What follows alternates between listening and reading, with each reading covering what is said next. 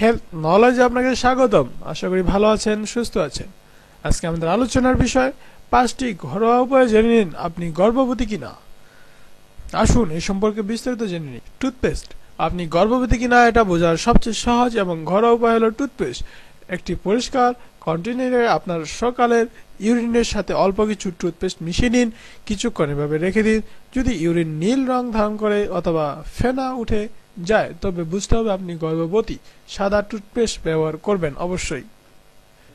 চিনি, রান্নাঘরে এই উপাদানটি সাহায্য করবে আপনি গর্ভবতী কিনা সেটা পরীক্ষা করার জন্য। 1 টেবিল চামচ চিনির সাথে সকালের প্রথম ইউরিন মিশিয়ে নিন। কয়েক মিনিট অপেক্ষা করুন, তারপর লক্ষ্য করুন চিনি ইউরিনের সাথে মিশে গেছে কিনা।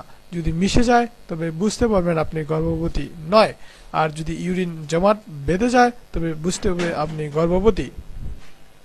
সাবান পানি, সকালের প্রথম ইউরিনের সাথে সাবান পানি মিশিয়ে নিন। ইউরিন এবং সাবান পানি মিশে যাওয়ায় পর্যন্ত অপেক্ষা করুন। যদি মিশ্রণটি বুদবুদ উঠে তবে আপনি গর্ভবতী হওয়ার সম্ভাবনা রয়েছে। এই পরীক্ষাটি সবসময় সঠিক ফল দিয়ে থাকে না। এটি করার পর আপনি অন্য আরেকটি পরীক্ষা করে নিতে পারেন। সরিষা পাউডার, বাথটব বা এক বালতির পানির মধ্যে 2 কাপ সরিষা গুঁড়া মিশিয়ে 20 মিনিট রেখে দিন। এবার এই পানি দিয়ে গোসল করে ফেলুন।